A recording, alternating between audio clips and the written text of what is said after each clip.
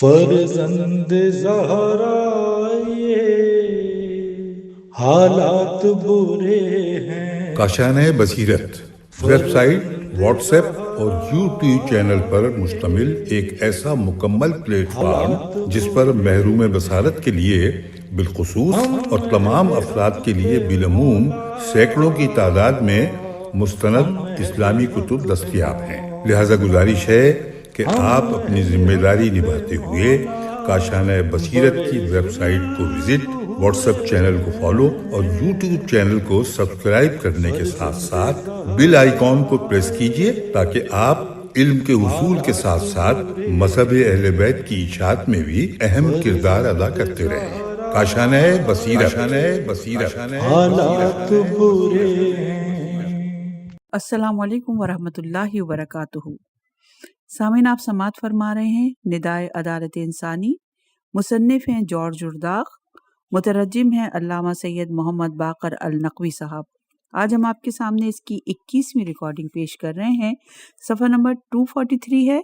معاویہ اور ان کے جانشین سے متعلق بیان جاری ہے۔ اپنے اس بیان کو وہیں سے جوڑیں گے جہاں ہم نے اس کو پچھلی ریکارڈنگ میں منقطع کیا تھا۔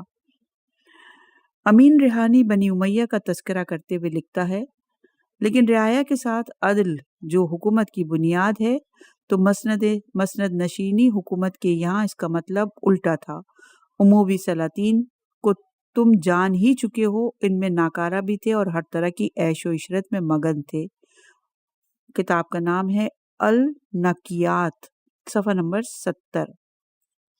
پھر ان سلاطین بنی امیہ نے علی اور اولاد علی پر سب و شتم کرنے کا جو شرمناک وتیرہ اختیار کر رکھا تھا، اسے بھولنا ہی نہیں چاہیے۔ البتہ بزرگ ترین اموی خلیفہ عمر بن عبدالعزیز، جن کی سیرت نے مشرق کے بادشاہوں کو بھی شرف بخشا اور خود انسان کے شرف میں بھی اضافہ کیا، انہوں نے تخت حکومت پر قدم رکھتے ہی لوگوں کو مظالم سے نجات دلائی، ہر حقدار کو اس کا حق دیا، ظالم حکام کو بدل کر عدل گستار حاکم مقرر کیا اور ان عاملوں کو سخت تاکید کی کہ رعایا کے ساتھ منصفانہ اور نرم برتاؤ کریں، جنہوں نے عرب اور عجم اور مسلم اور غیر مسلم میں حقیقی مساوات رائج کی اور خلقت کی آزادی کا احترام کرتے ہوئے فتوحات کا سلسلہ روک دیے جانے کا حکم دیا، لوگوں سے ہر طرح کے ٹیکس ہٹا لیے، سو ان ٹیکسوں کی کہ جو وہ خوشی خاطر ادا کرتے تھے علی ابن ابی طالب پر سب و شتم کا جو عرصے سے دستور چلا آ رہا تھا، اس دستور کو ختم کر دیا، معززین اور اشراف سے ان کا ہتھیایا ہوا مال ضبط کر لیا اور انہیں نصیحت کی کہ محنت کر کے کھاؤ۔ یہ بزرگ ترین انسان خود اپنی ہی قوم یعنی بنی امیہ کی سازشوں کی بھیٹ چڑھ گیا، جس کی وجہ سے ان کی حکومت زیادہ نہ رہ سکی۔ بنی امیہ اور ان کے حالی موالی نے سازش کر کے ان کی جان ہی لے لی، جس طرح ان سے پہلے انہی امویوں نے معاویہ بن یزید کو موت کے گھاٹ اتارا تھا، محض اس خطا پر کہ اس نے ان کے مظالم کا اظہار کیا تھا اور عوام کو لوٹنے کھسوٹنے اور ان کے حقوق غصب کرنے پر ناپسندیدگی ظاہر کی تھی، باپ دادا کو خطا کار تسلیم کیا تھا اور گوشہ نشینی کو ترجیح دی تھی۔ کتنے حیرت کی بات ہے کہ آج کل کے بعض مصنفین اس جابر اور سرکش بنو امیہ اور ان کے عمال اور حکام کی حمایت اور ان کی طرف سے صفائی پیش کرنے میں بڑی سرگرمی دکھلا رہے ہیں، ایسی باتیں کہتے ہیں جن پر خود ان کا اپنا دل بھی مطمئن نہ ہوگا۔ یہ صرف قدیمی بزرگوں کی حمایت اور اپنے اسلاف کی پاسداری کا جذبہ ہے جو ان مصنفین کو ایسی محمل اور مضحکہ خیز صفائی پیش کرنے کی ترغیب دلاتا ہے۔ کیا خود بنی امیہ کے معاصرین جنہوں نے اپنی آنکھوں سے بنی امیہ کی حکومت دیکھی تھی زیادہ ماہر اور اپنے زمانے کے واقعات بیان کرنے میں زیادہ سچے نہیں تھے؟ کیا ان کے بیانات سے ان مصنفین کی صفائی خاک میں نہیں مل جاتی اور بنی امیہ کی اصل تصویر نظروں کے سامنے نہیں آ جاتی؟ یہ صفائی پیش کرنے والے حزب کے نام ہم بتاتے ہیں، روایت کو پڑھ کر کیا صفائی پیش کریں گے؟ اس ایک روایت بیان کر رہے ہیں تو اس سے آپ کو اندازہ ہوگا۔ ایک دن عبیدہ بن ہلال یشکری اور ابو خرابہ تمیمی میں ملاقات ہوئی۔ عبیدہ نے کہا، ابو خرابہ، میں کچھ باتیں پوچھنا چاہتا ہوں، کیا تم ٹھیک ٹھیک جواب دو گے؟ ان کا جواب دینے کی کوشش کرتا ہوں۔ ابو حرابہ سوال کرتے ہیں، ہاں پوچھو۔ عبیدہ، تم اپنے عمومی خلفاء کے متعلق کیا کہتے ہو؟ ابو حرابہ، وہ ناحق خون بہاتے تھے۔ عبیدہ، اور مال میں ان کے تصرفات کیسے تھے؟ ابو حرابہ، ناجائز طریقے سے وصول کرتے اور ناجائز موقع پر خرچ کرتے۔ عبیدہ، یتیموں کے ساتھ ان کا برتاؤ کیسے تھے؟ ابو حرابہ، وہ یتیموں کا مال ہتھیا لیتے، ان کو حق سے محروم کرتے۔ عبیدہ، ابو حرابہ، تمہارا ناس ہو گیا، ایسے لوگ اس قابل ہیں کہ ان کی پیروی کی جائے۔ ابو حرابہ، تم نے جو پوچھا اس کا ہم نے جواب دیا، اب سرزنش نہ کرو۔ ابو حرابہ کے اس فقرے کہ اب سرزنش نہ کرو میں ضمنی طور پر صراحت ہے اس بات کی کہ بنی امیہ اور ان کے عمال کی حکومت میں کسی انسان کی مجال نہ تھی کہ اپنی کوئی رائے قائم کرے اور اپنی بات زبان سے نکالے۔ یہ بنی امیہ کی طرف سے دفاع اور ان کی طرف سے صفائی پیش کرنے والے اہل مدینہ کے ان نظریات و خیالات کی کیا توجیہ کریں گے جن کا اظہار انہوں نے ابو حمزہ خارجی کے سامنے کیا تھا۔ ابو حمزہ خارجی نے امویوں کو مدینہ سے نکال باہر کرنے کے بعد لوگوں سے دریافت کرنا شروع کیا کہ انہیں شام کے خلفاء اور ان کے حکام کی طرف سے کیا کیا مصائب جھیلنے پڑے۔ مدینہ والوں نے کھلے لفظوں میں اقرار کیا کہ بنی امیہ لوگوں کو محض شبہ اور بدگمانی کی بنا پر قتل کرتے، ان تمام باتوں کو حلال سمجھتے جو اسلام نے حرام کی تھی، اور عقل و ضمیر اور شرافت انسانی بھی جنہیں حرام سمجھتی تھی۔ ابو حمزہ نے اس موقع پر جو تقریر کی تھی اس میں یہ فقرے بھی کہے تھے۔ وہ کہتا ہے، کیا تم دیکھتے نہیں کہ خلافت الہیہ اور امامت مسلمین کی کیا درگت بن گئی ہے، یہاں تک کہ بنو مروان گیند کی طرح اس سے کھیلتے رہے، انہوں نے مال خدا کو بری طرح کھایا، دین خدا سے خوب کھیلے، بندگان خدا کو غلام بنایا، ہر بڑا اپنے چھوٹے کو ان باتوں کا وارث بناتا رہا، انہوں نے حکومت ہتھیائی اور خود ساختہ خداؤں کی طرح ان پر مسلط رہے، ان کی گرفت جابروں کی گرفت رہی اور اپنی ہوا اور ہوس کے مطابق فیصلہ کرتے، غصے میں آ کر قتل کرتے، بدگمانی کی بنا پر گرفتار کرتے، سفارشوں پر حدود معطل کر دیتے، خائنوں کو امین بناتے اور صاحبان امانت کی نافرمانی کرتے، لگان اور خراج کسی پر نہ بھی ہو تب بھی وصول کر لیتے اور بے محل ان کو صرف کرتے۔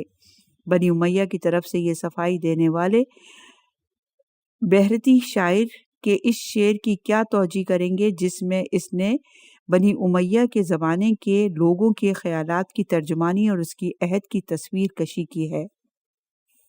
بنی امیہ کے حالات و کیفیات، ان کا ظالمانہ طرز حکومت، ان کے منصوبے اور ارادے جس طرح پہلے زمانے کے لوگوں کو یقینی طور پر معلوم تھے اسی طرح بعد کے آنے والوں کو بھی معلوم رہے، اور جس طرح عمومی حکام کے قتل اور غارت، فتنہ و فساد، تباہ کاری اور غارت گری کے واقعات کو عربی مورخین نے تسلیم کیا، اسی طرح غیر ممالک کے مورخین نے۔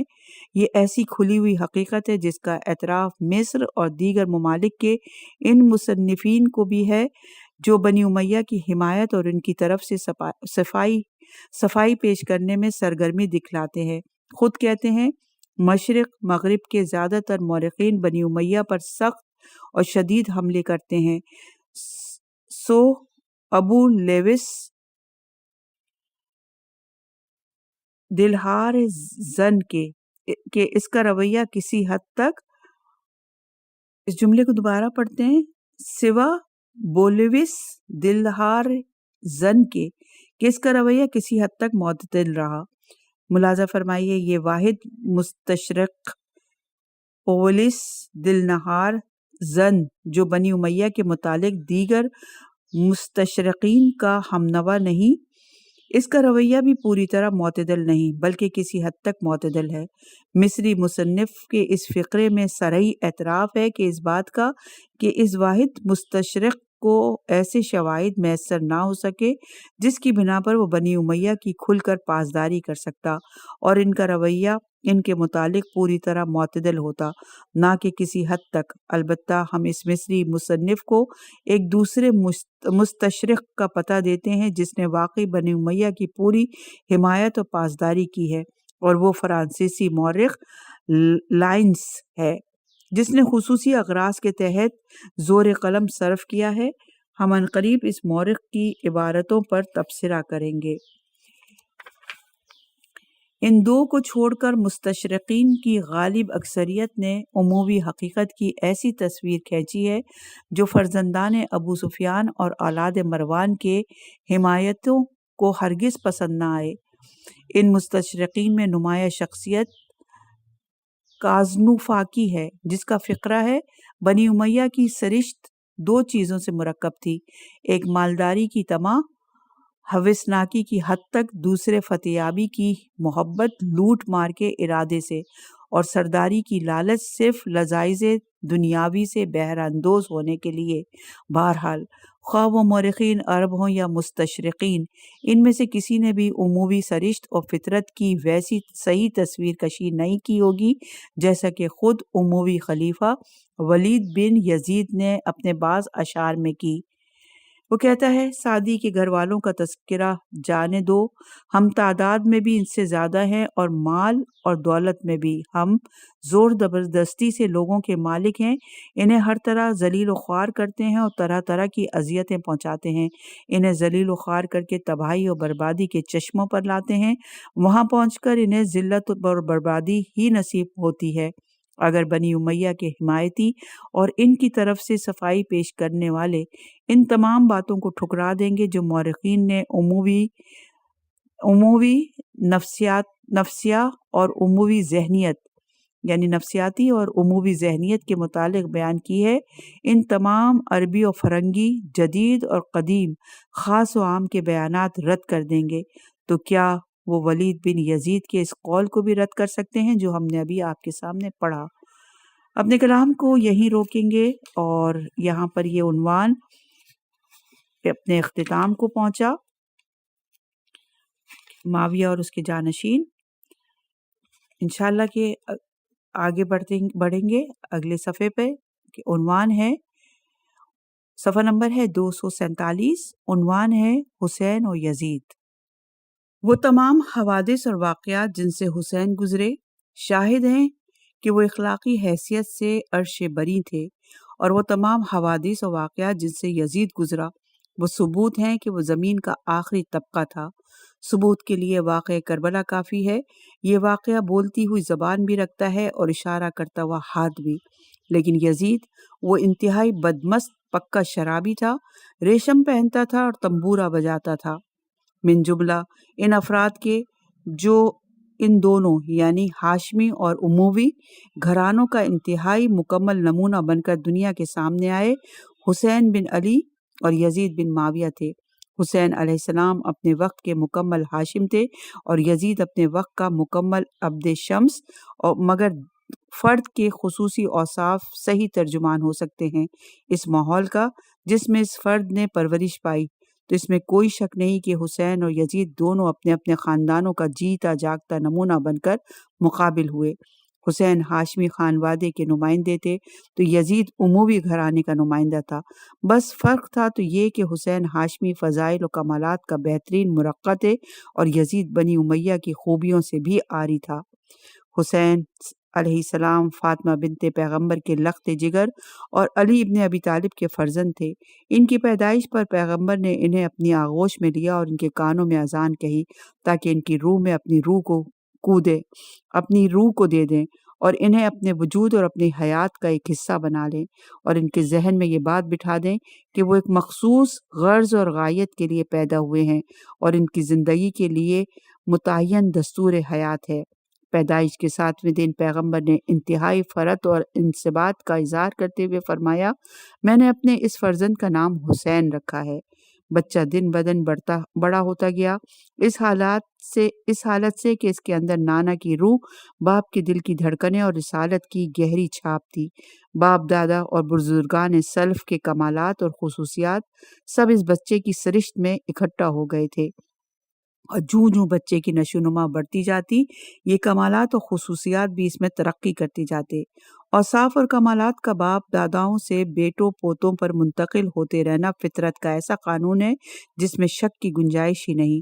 جس طرح شکل و صورت، رنگ و روپ اور ظاہری اور مادی خصوصیات باپ دادا سے بیٹوں پوتوں میں منتقل ہوتے رہے ہیں، اسی طرح آبا و اجداد کے کمالات اور خصوصیات بھی۔ حسین 7 برس کی عمر تک اپنے نانا کے زیر سایہ رہے۔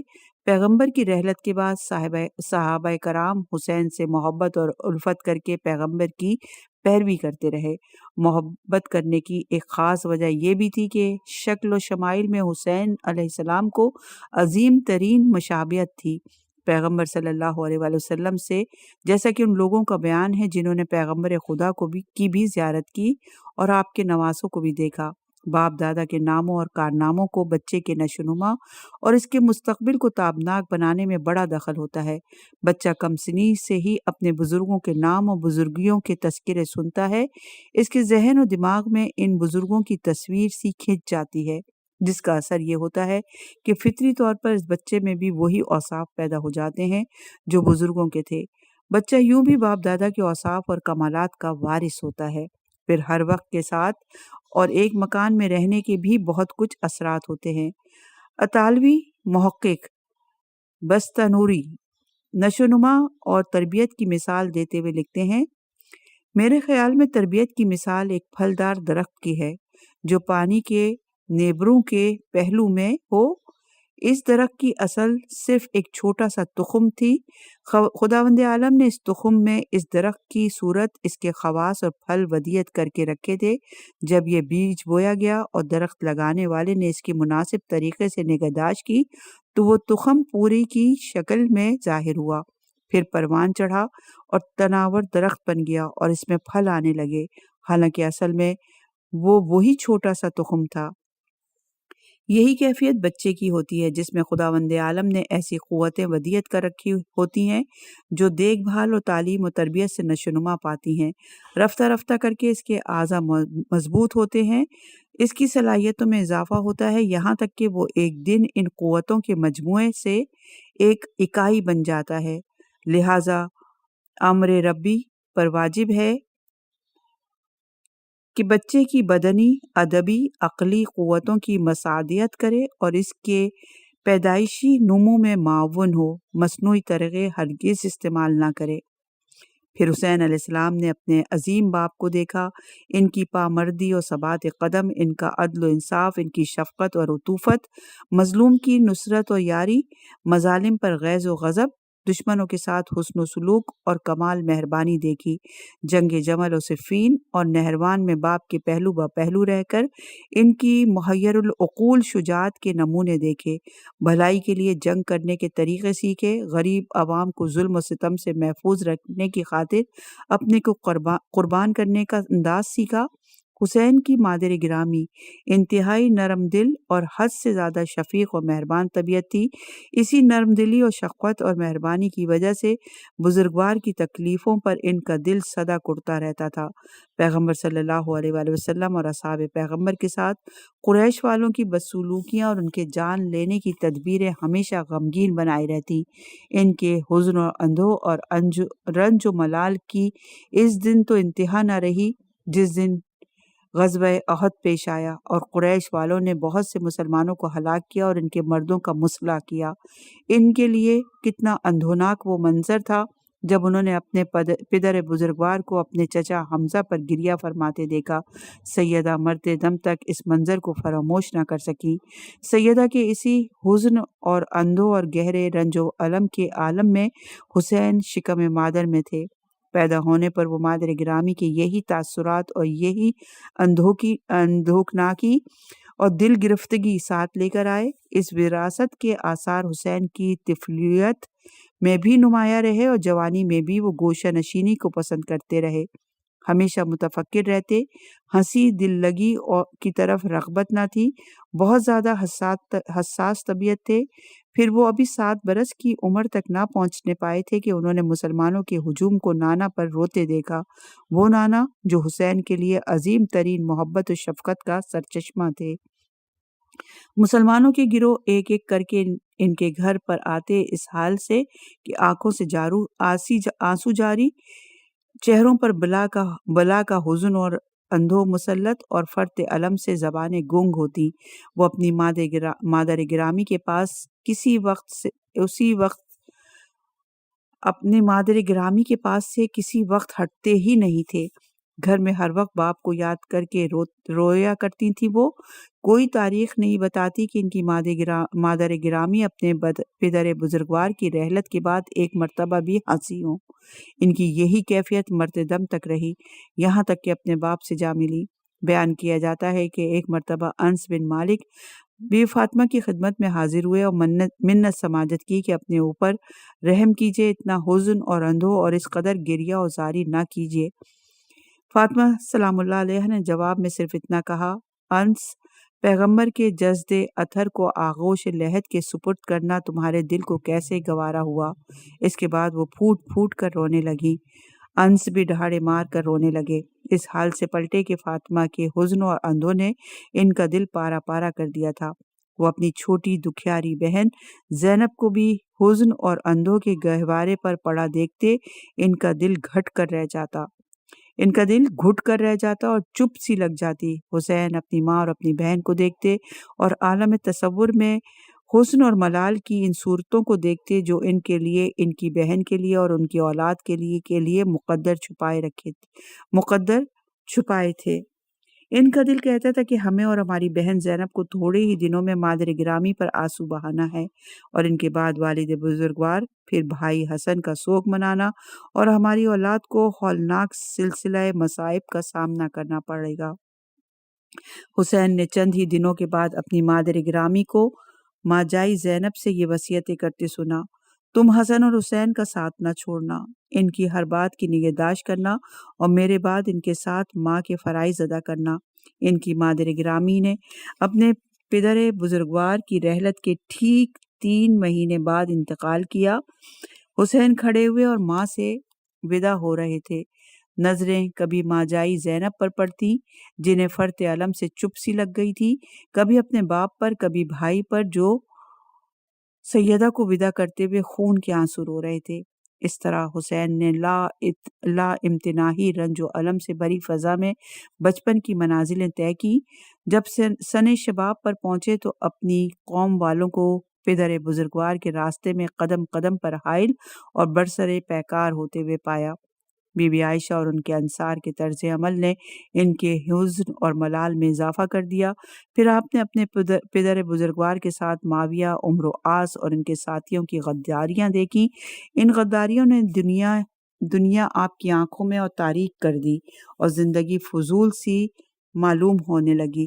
اگر کبھی وہ بے راروی کو اس محیر العقول جرأت اور بے خوفی سے دور کرنے کی کوشش نہ کی جائے جس جرأت اور بے خوفی سے آپ کے پدر بزرگوار نے دور کرنے کی کوشش کی، اس دن تو حسن اور ملال اور رنج اور علم کے تمام اسباب اکٹھا ہو گئے۔ جس دن دست گناہگار اور خطاکار نے تلوار کا بھرپور وار آپ کے پدر بزرگوار کی پیشانی پر لگایا، جبکہ آپ مسجد میں محو عبادت تھے۔ اس ضربت کے بعد آپ 2 دن سے زیادہ زندہ نہ رہ سکے، دنیا سے رخصت ہو گئے۔ ظلم و ستم پیشہ افراد کو اپنی سلطنت اور اقتدار قائم کرنے میں کوئی رکاوٹ باقی نہ رہی۔ کچھ ہی دنوں کے بعد آپ کے بھائی امام حسن زہر سے شہید ہوئے۔ یہ دیکھ کر آپ کے صدمے اور ملال اور حیرت اور دہشت کی انتہا نہ رہی کہ بنی امیہ اور ان کی حوالی موالی آپ کے بھائی کے جنازے پر تیربانی کر رہے ہیں۔ آپ کے علم میں بھی آیا کہ معاویہ اور اس کے پدر بزرگوار اور بھائی کو ممبروں پر سب و شتم کیے جانے کا حکم دیتے ہیں، بلکہ آپ نے خود اپنے کانوں سے معاویہ کو سب و شتم کرتے سنا۔ غرض یہ کہ حزن اور ملال، صدمہ اور علم کے لیے نئے نئے اسباب پیدا ہوتے رہے۔ یہ وہی اسباب تھے کہ جن کی انتہا آگے چل کر کربلا میں ہوئی، جہاں دنیا کا شرمناک ترین جرم ذلیل و خوار سپاہیوں اور ان کے کمینے افسروں کے اشتراک سے عمل میں آیا، جنہوں نے مٹھی بھر حسین کے ساتھیوں، ان کے بچوں اور ان کے گھر والوں پر ایسے ظلم ڈھائے جن کے تصور سے رونگٹے کھڑے ہو جاتے ہیں۔ یہ تھی حسین علیہ السلام کی نشو نما بلحاظ میراث کے اور بلحاظ تربیت کے، اور یہ تھے اسباب ان کے حزن اور اندھو اور حسن ملال کہ جس کا انہیں دنیا میں آ کر آنکھیں کھولتے ہی سامنا کرنا پڑا۔ جس طرح ان کے نانا، ان کی مادر گرامی اور ان کے پدر بزرگوار کو جھیلنے پڑے۔ یہ حزن اور ملال ان کی فطرت میں داخل ہو گیا۔ اسی حزن اور ملال کی وجہ سے ان کے اخلاق انتہائی نرم ہو گئے، اور انہی اسباب حزن و ملال نے انہیں لوگوں کے دکھ درد میں شریک ہونے اور ظالموں سے دشمنی رکھنے پر مائل کیا۔ میراث و تربیت کے اصول کی بنا پر حسین کہا کرتے تھے، حلم زینہ ہے، وفا مردانگی ہے، کبر و غرور نادانی، کمزوری اور فاسقوں کی ہمنشینی شک و شبہ میں ڈال دینے والی ہے۔ وہی چیز حاصل کرنے کی کوشش کرو جس کے لائق اپنے آپ کو پاؤ۔ ظالموں کے ساتھ زندہ رہنا عاجزی اور خواری ہے، سچائی عزت ہے اور جھوٹ عاجزی ہے۔ یزید کون تھا؟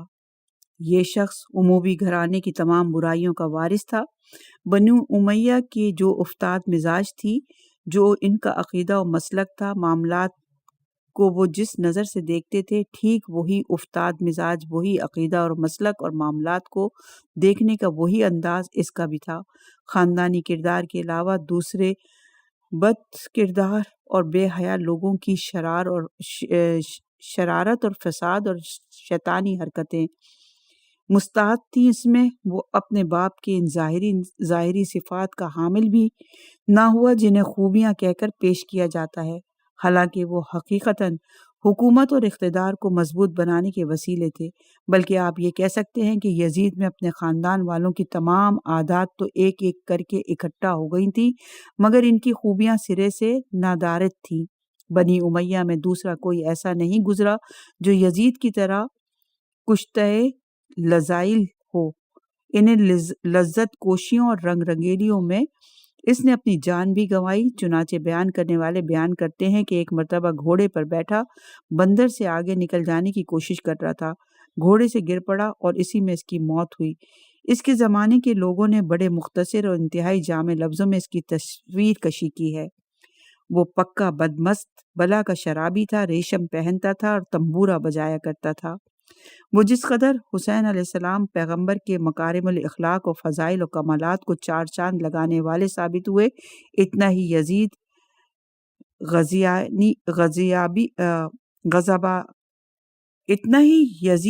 غزیانی رذائل اور پستیوں کو شرمناک سے شرمناک تر بنانے والا ثابت ہوا۔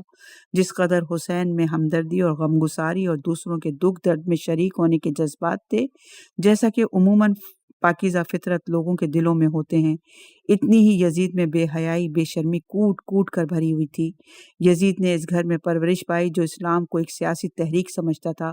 بنی امیہ کے نزدیک پیغمبر کی نبوت محض حکومت اور اقتدار پر قابض ہونے کا ایک بہانہ تھی، اور اسلام نام تھا اقتدار کے بنی امیہ کے ہاتھوں سے نکل کر بنی ہاشم کے ہاتھوں میں چلے جانے کا۔ اس کے ہم وطن اس کی نظروں میں محض سپاہ و لشکر تھے، جن کا فریضہ تھا کہ وہ ہر حال میں حاکم کے وفادار ہیں۔ اپنے ہم وطنوں کے وجود کی غرض اور غایت اس کے نزدیک صرف یہ تھی کہ وہ لگان و خراج ادا کر کے خزانے کی دولت میں اضافہ کریں، وہ خزانہ جو صرف بادشاہ کے خرچ کے لیے ہوتا ہے۔ جب ایسے گھر میں یزید کی نشو و نما ہوئی ہو تو لازم تھا کہ یزید بھی ٹھیک اسی راستے پر چلے جس راستے پر اس کے باپ دادا اور خاندان والے جاہلیت اور دور اسلام میں چلے۔ اس کے ساتھ اس کو بھی ملا لیجئے کہ وہ ایسے باپ کے گھر میں پلا بڑا تھا جس میں مسلمانوں کے اموال لبالب بھرے رہتے اور وہ باپ کی خواہشوں کے مطابق خرچ ہوتے۔ جب دولت و جہالت دونوں ایک جگہ اکٹھا ہو جائے تو ہرزہ کاری اور بےہودگی کے علاوہ اور کیا حاصل ہوگا؟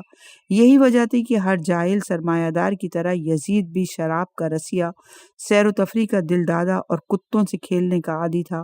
یزید نے مسند حکومت پر بیٹھتے ہی اس خزانے کو اپنی رندی ہوئی ہوسناکی اور شہوت رانیوں میں لٹانا شروع کیا۔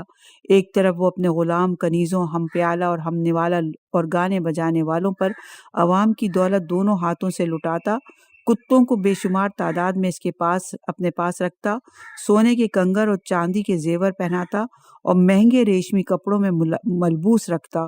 دوسری طرف اس کے کارندے غریب اور نادار رعایا کا گلا گھونٹ کر انہیں نت نئی تکلیفوں میں مبتلا کر کے اموال اور خراج اور ٹیکس کے روپے جمع کرتے پھرتے۔ اس کی حکومت صرف 3 برس 6 ماہ رہی، لیکن اس مختصر مدت میں وہ تمام رسوائیاں اور تمام بےہودگی اور شرمناکی اس نے اکٹھا کر دی جو عمومی سیاست کا نتیجہ تھی۔ ان تمام برائیوں، لاہولاب، اوباشی، حوثناکی اور برائیوں کے ساتھ اس یزید کے مزید کارنامے یہ ہیں کہ اس نے اپنی حکومت کے پہلے سال میں حسین ابن علی اور ان کے اعزہ اور اقربا کو قتل کیا، ان کے گھر والوں کو قیدی بنایا، اور دوسرے سال میں اس نے مدینہ کو لوٹا پھونکا اور اس کی عزت اور حرمت کی ذرہ برابر پرواہ نہیں کی، اور اپنے لشکروں پر حرمت کعبہ کو 3 دن کے لیے جائز قرار دے دیا۔ 11,000 آدمی قتل کیے، جن میں 700 آدمی مہاجرین اور انصار اور پیغمبر اسلام کے صحابہ کرام تھے۔ 1000 سے زیادہ باکرہ عورتوں کی عصمتیں لوٹی گئیں۔ حسین علیہ السلام کی فطرت یہ تھی کہ اپنے باپ، اپنے نانا کی پیروی میں ظلم اور بغاوت سے جنگ کریں، اور ان کا مقولہ تھا کہ ظالموں کے ساتھ زندہ رہنا عاجزی اور خواری ہے، اور یزید کی یہ کیفیت تھی کہ وہ سفاک اور خون ریز اور ستم پیشہ افراد کو سر چڑھاتا، ان کی شرمناک اور ذلیل جرائم پر انہیں خود بھی بڑے بڑے انعامات دیتا اور دوسروں کو بھی ان کی عزت اور توقیر کرنے کا حکم دیتا۔ اس کی مثال یہ ہے کہ ایک دن یزید شراب اور کباب کی محفل گرم کر کیے بیٹھا تھا کہ اس کے دائم عبید اللہ ابن زیاد تھا، کربلا کے المیہ کا چیف کریکٹر۔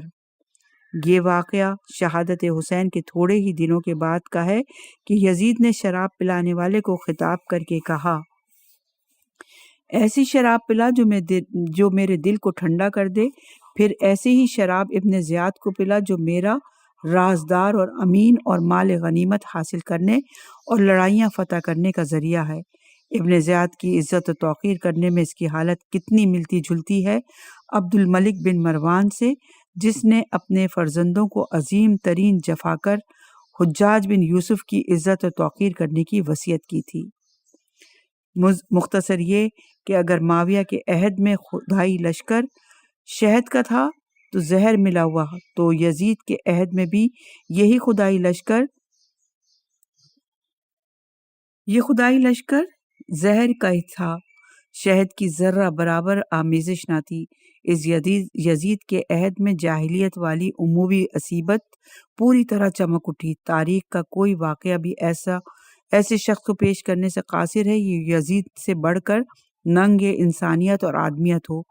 یزید جو واقعہ کربلا کا بانی تھا، اسی طرح تاریخ کا کوئی واقعہ بھی حسین سے بڑھ کر بلند کریکٹر اور عظیم المثال کردار کا انسان پیش نہیں کر سکتا۔ وہ حسین جو کربلا کے روح فرسا حادثے کے شہید تھے، یزید کے صفات تاریخ ہی تاریخ ہیں، اور حسین کے صفات عظمت و جلالت سے لبریز۔ اسی طرح امیہ کی سوداگری تھی، ریاست تھی، اس کے غلام تھے، جلاد تھے۔ دوسری طرف خاندان ابو طالب کی بلند کرداری تھی، ان کی دلیری اور شجاعت تھی، ان کے آزاد اور غیور افراد تھے، ان کے شہداء رائے حق تھے۔ حسین اور یزید کے تحت کلام ابھی جاری ہے۔ اپنے بیان کو ہم یہیں روکیں گے اور انشاءاللہ کی اگلی ریکارڈنگ میں اسے مزید آگے بڑھائیں گے۔ عنوان ہے حسین اور یزید۔